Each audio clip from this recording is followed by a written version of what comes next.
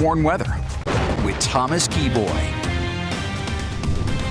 Good afternoon, Utah. I hope that you're having a terrific Tuesday so far. Here's a live view outside Red Cliffs Lodge in Moab, where that temperature is sitting at 55 degrees. Mostly cloudy skies, but still a really pretty view. But you'll always find a really pretty view at Red Cliffs Lodge down in Moab. Meanwhile, at Alta, you go up Little Cottonwood Canyon, and you can see snow is currently falling. Our latest winter storm is in the process of moving in, and we're mainly going to see valley rain and mountain snow. Temperatures at this point are mainly ranging in the 40s, while St. George has currently hit 50 degrees. That's kind of the warm spot at this point across the Beehive State, thanks to our winds being out of the south, even though we have this winter storm that's currently working its way in. I'll take you to the forewarned radar, where we're seeing scattered showers up and down the I-15 corridor across the state. As we zoom into northern Utah, still seeing those showers right along I-15 along the Wasatch Front, and even seeing some snow showers in the Wasatch back. And as you make your way into the Wasatch Mountains, nothing too heavy at this particular point, but it is enough to create some wet streets, so be careful as you hit the road for this lunch hour.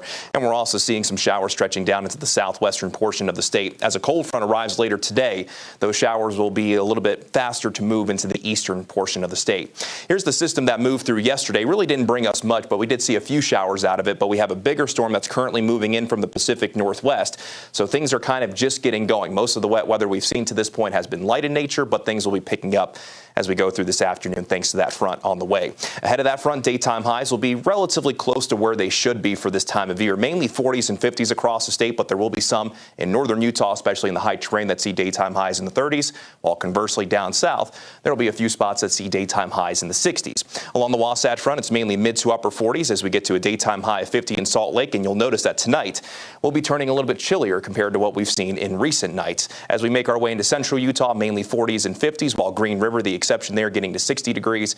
And as we make our way down south, it's more in the way of 40s and 50s, with St. George set to lead the way, coming in with a daytime high of 63.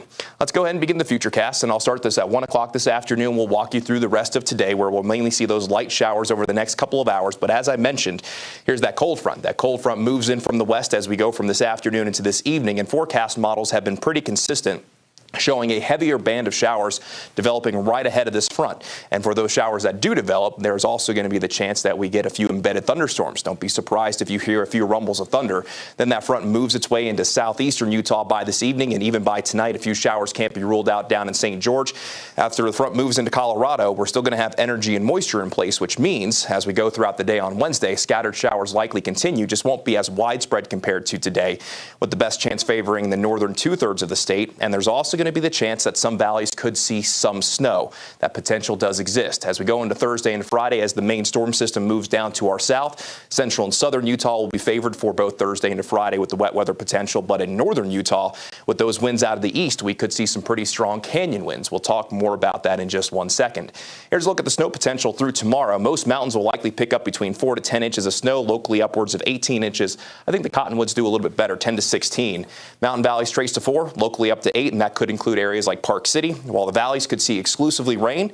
But in our northern valleys that do see that changeover, there is the potential for some minor accumulations. Then that could happen tonight into tomorrow. Just one thing that you want to keep in mind, could get a little bit dicey in spots for the Wednesday morning commute. As mentioned beforehand, on Thursday and Friday, we're likely going to see some pretty strong winds, and the National Weather Service has already highlighted Weber County and Davis County for the potential of strong downsloping winds, where we could see some gusts upwards of 60 miles per hour. But any spot that is prone to those easterly canyon winds could see gusts over 40 miles per hour as we move into our Thursday and into our Friday. In St. George, there'll be a slight chance of wet weather later on today. Also can't rule out a few thunderstorms, isolated rain showers on Wednesday. You'll notice that those daytime highs are easing down thanks to this active weather pattern that we're moving into. But by this weekend, we finally calm things down. We'll be warming up. By Monday, I think we're in the low 70s in St. George. Along the Wasatch Front, we get the chance of valley rain and mountain snow through today. Scattered rain and snow showers on Wednesday with the potential of straight snow. Just a slight chance on Thursday and Friday, but the main story on Thursday and Friday will be the warming temperatures and those gusty winds. Then daytime highs will continue to climb through the weekend under mostly sunny skies, and we could see a daytime high back into the low 60s by Monday.